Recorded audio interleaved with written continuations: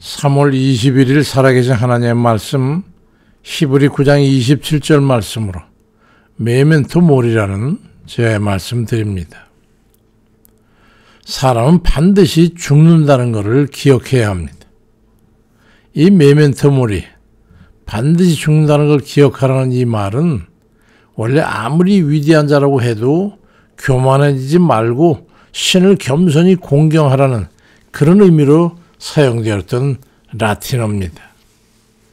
우리 성경에 있는 말씀도 마찬가지지만은 이후에 기독교 영향을 받아가지고 이 생에서의 모든 쾌락과 부귀영화 같은 이런 것들이 다 부질없는 헛된 것이라는 의미를 이제 거기에 부연해서 갖게 됐습니다만은 이 메멘토 모리라는 말은 로마의 전성기에 전쟁에서 이기고 돌아온 개선 장군을 맞이할 때에 그 뒤 전차 뒤에 한 노예를 붙여가지고 장군이 탄 전차 뒤를 따라가면서 크게 메멘토 모리라고 외치게 했다고 전해져요.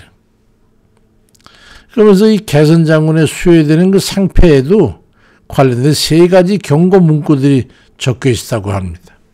하나는 이 메멘토 모리라고 하는 너는 반드시 죽는다는 것을 기억해라.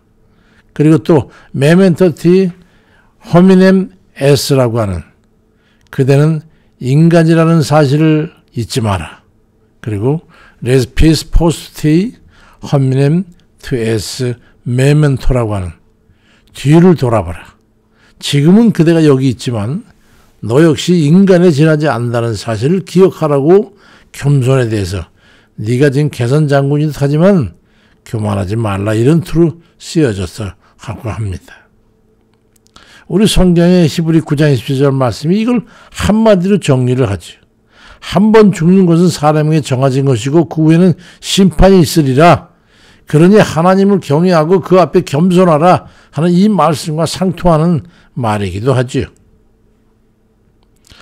현대를 사는 우리는 이 말씀을 얼마나 절실하게 의미를 깨닫고 살고 있는 걸까요? 그 만약에 이 말씀을 제대로 깨닫고 산다면 하나님 앞에 겸손하지 않을 수가 없겠죠. 인류 최고의 지혜자라고 했던 솔로몬은 전도서 12장 1절과 13절 14절에 너는 청년의 때에 너 창조주를 기억해라.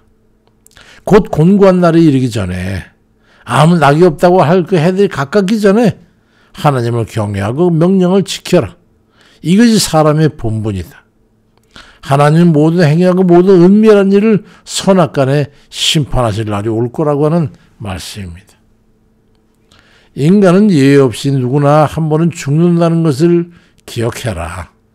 그러면 어떠한 삶을 살아야 할 것인가는 의문에 대한 답으로 하나님을 경외하고 주 말씀에 따라 살겠다고 하는 그런 결심을 하게 될 것이다. 왜냐하면 하나님께서 인간의 모든 인생 중에 있었던 그 모든 삶에 대해서 선악간 심판하실 것이기 때문에 그렇다라고 하는 그런 말씀입니다. 우리는 잘 살아야 합니다. 어떻게 잘 살라는 말씀입니까? 심판주이신 하나님 앞에 잘 살아드려야 한다는 거예요. 우리가 살아가는 인생의 내용 중에 선과 악을 구별해가지고 하나님이 선악간 심판하시겠다는 거예요. 그러니 하나님을 경외하는 이들이라면 어떻게 경솔히 인생을 살 수 있겠습니까? 고대 그리스의 알렉산더 대왕의 아버지였던 필립 왕은 특이한 하인이 있었다고 전해집니다. 이 하인이 하는 일은 뭐냐면 매일 아침잠에 깨어 일어나는 필립 왕의 면전에 대고 필립 왕이요, 당신은 반드시 죽는다는 걸 기억하시오. 그렇게 외쳤다는 메멘토 모리라고 했던 것이죠. 그러면 필립 왕은 알았다.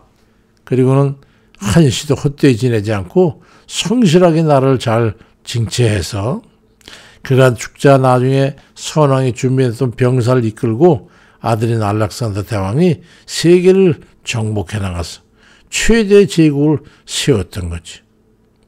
그들은 인간의 왕국을 위해서 그렇게 성실하게 시간과 노력을 허비 않고 살아냈지만은 우리 하나님 백성들은 어떻게 살아가고 있는 겁니까? 시편 37편 3절에도 여호와를 의리하여 선을 행하라. 땅에 거하며 그 성실로 식물을 참을지어다. 그리 말씀하고 있고, 이사야 11장 5절엔 공의로 그의 허리띠를 삼으며 성실로 그의 몸의 띠를 삼으리라고 말씀합니다.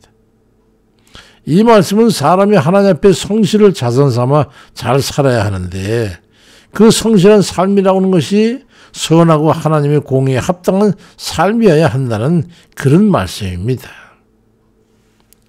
라틴어 이 까르페 디엠이라고 하는 말이 있습니다.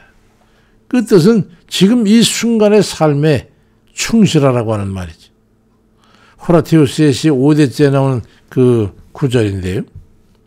오래전 우리 젊었을 아주 젊었던 아니지만은 그 중반에 죽은 시인의 사회에서 키팅이라고 하는 그 선생이 학생들에게 자주 이 말을 합니다.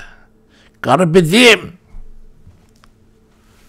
이 말은 그때 당시 아주 우리 그 젊은이들 사이에 아주 유행했던 그런 말이기도 한데, 너는 현실에 대해서 충실하게 살아야 돼. 지금 이 시간을 이런 뜻으로 사용했는데, 우리 사는 현재 순간순간을 죄와 악에서 떠나서 성실하게 살아야 한다는 그런 기독교적 믿음과 관련된 그런 교감을 갖게 했었던 말입니다. 한 번밖에 없는 인생을 살아가는 우리가 성실하게 산다는 건 어떤 걸 의미합니까? 오직 주 뜻대로 살아가는 것, 그걸 의미합니다. 한 번밖에 없는 인생을 헛되이 살아서 영원한 멸망에 이르는 그런 허망한 운명이 될 것이냐, 아니면 비록 허망한 인생이긴 하지만 그 단회적인 인생을 하나님께서 마련하신 구원의 길을 걸어 영원한 생명을 천국에 살아가게 될 것이냐, 어떤 거냐 이 말이죠. 거기엔 아모리파티라는 말이 있어. 독일의 철학자인 니체의 운명관을 나타내는 그런 용어였죠. 자신의 운명을 사랑해라, 받아들여라, 그런 말이죠. 운명을 감수할 뿐만이 아니라 오히려 그 운명 그 자체를 사랑하라고 하는, 범사에 감사하는 의미와 상통하는 말이죠. 우리에게 주어지는 범사는 모든 것이 기쁘고 즐겁고 감사할 수만은 없습니다. 때때로 고통과 인내를 수반하는 경우도 있기 때문에 모든 게 그렇게 긍정적일 수만은 없지요. 그렇지만 그러한 만사에 대해서 하나님 뜻대로 선한 결과를 맺게 되는 걸 믿고 감사할 수 있어야 한다는 거예요. 그런 믿음에 대해서 하나님께서 응답하심으로 선한 인생의 결과를 맺게 하시는 겁니다. 데살로니가전서 5장 18절에 범사에 감사하라.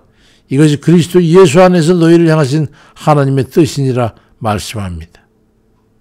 어떠한 부정적인 운명이라 할지라도 받아들이는 이에 의해서 어떤 의미를 부여하느냐에 따라서 긍정적일 수 있는 거예요. 내가 장애를 가졌다 해서 그 운명이 불쌍하다고 여길 수 있습니까? 하나님 내가 알고 하나님 앞에 바르게 살고자 작정하고 이렇게 살아왔다면 감사한 일 아니겠냐 이 말이죠. 어떤 경위에 의해 멸망받을 수밖에 없는 인생이 믿음으로 영생을 얻어 소망 중에 천국에 이르게 됐다면 그 운명을 어떻게 부정적이라 할 수 있겠습니까? 로마서 3장 24절에 그리스도 예수 안에는 속량으로 말미암아 하나님의 은혜로 값없이 의롭다 하심을 얻은 자 되었느니라. 어찌 감사하지 않을 수 있냐 이 말이. 감사할 뿐이죠. 마지막 운명의 시간에 진실로 하나님 앞에 감사로 설 수 있는 그런 우리 모두 되시기를 주의 이름으로 축원드립니다.